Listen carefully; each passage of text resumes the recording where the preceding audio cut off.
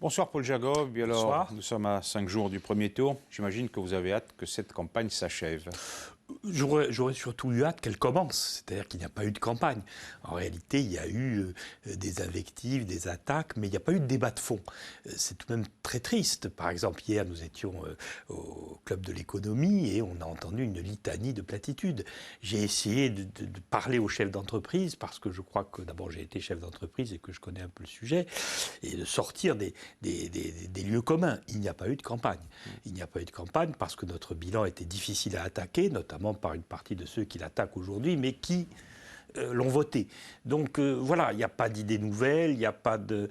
et puis nous arrivons avec des références, des choses qui fonctionnent, des choses qui avancent, et par conséquent, c'est peut-être ça qui explique qu'il n'y ait pas eu de campagne, mais c'est dommage, c'est vraiment dommage. En tout cas, il n'y a pas un jour sans qu'il y ait une affaire, une polémique, une invective, comme vous l'avez dit, contre vous, contre votre entourage. Alors, il y a eu un certain nombre d'affaires la semaine dernière. La barque commence à être lourde. On voit que dans les sondages, le dernier sondage vous donne 13%. Est-ce qu'il n'y aurait pas un impact de ces... Écoutez, je ne crois pas. Je ne veux pas être présomptueux, mais moi, je regarde ce qui se passe sur le terrain. On a du monde, on se renseigne, on essaye d'évaluer, et au contraire, j'ai même plutôt l'impression que ces jours-ci, ça va un petit peu mieux. Donc, et que vraiment, on progresse singulièrement. Donc, je ne crois. Mais il y a un plan de communication.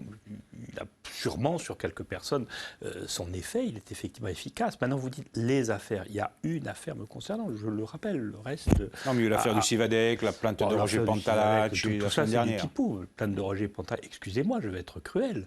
Quand quelqu'un a perdu son procès après 4 ans de procédure, il découvre aujourd'hui autre chose. Il est désolant que ce soit monté en épingle. C'est ça qui est désolant. C'est à la limite, sur le plan démocratique, extrêmement choquant.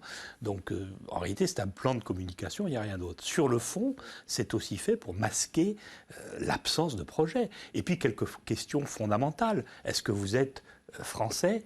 Est-ce que vous êtes pas français? Est-ce que vous êtes pour les institutions de la Corse telles qu'on les souhaite dans la Constitution de la République française, telle qu'on l'a décidé à l'Assemblée de Corse? Ou est-ce que vous êtes contre le drapeau tricolore, contre l'hymne national et contre tout le reste? Ça, il ne faut pas en parler. On élude d'un certain nombre de questions fondamentales. Et vraiment, je dis que les citoyens ont été frustrés de leur débat. Moi, ça m'aurait intéressé. Alors, on a un débat lorsqu'on réunit du monde. Mais vous savez, le débat, quand vous avez 50 ou 100 personnes, et encore moins quand vous en avez 700 comme l'autre jour à Corté, vous n'avez pas de débat. Vous faites un discours. Ça n'a pas beaucoup d'intérêt, même si apparemment ça plaît un peu aux gens. Alors, la priorité de la prochaine mandature, qui ne va durer que 2 ans, elle ne peut être que la mise en place de la collectivité unique. On ne peut pas pouvoir faire... Il y a quand même d'autres choses en 2 ans. Bien sûr, il y a la mise en place de la collectivité unique. C'est très important, et de l'intercommunalité. Mais il y a également quand même utiliser les moyens que nous avons. Enfin, nous sortons de la mandature avec un contrat de plan renouvelé, avec une PPE, c'est-à-dire 3 milliards d'euros sur 8 ans pour la Corse, pour la transition énergétique. Ce sont des choses absolument considérables. On ne va pas attendre 2 ans pour mettre ça en œuvre. On sort également avec des fonds européens renouvelés au même niveau. Pour la première fois de son histoire, la Corse a consommé les fonds européens. Ça se constatera au 31 décembre, on en est déjà certain.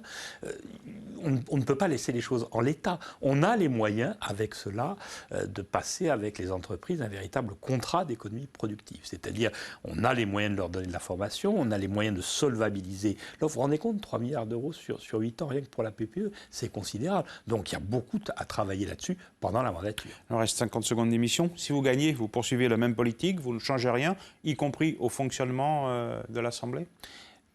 Sur lesquels un certain nombre de critiques de votre adversaire portent. Bon, écoutez, quand on n'a rien à dire, on parle de la gouvernance. Quand on n'a rien à dire, écoutez, le rapport de la Chambre régionale des comptes n'a pas fait de remarques sur la gouvernance. On changera, oui, on change toujours. D'abord, il n'y aura pas la même équipe. Que voulez-vous? Il faudra des conseils exécutifs qui tous et toutes travaillent. C'est ça qu'il faudra changer. Vis-à-vis de l'Assemblée de Corse, on travaillera toujours dans le consensus et en essayant de rassembler au maximum. Et puis, les choses évoluent. Et puis, c'est pour 2 ans, ça ira vite. Paul Jacob, je vous remercie.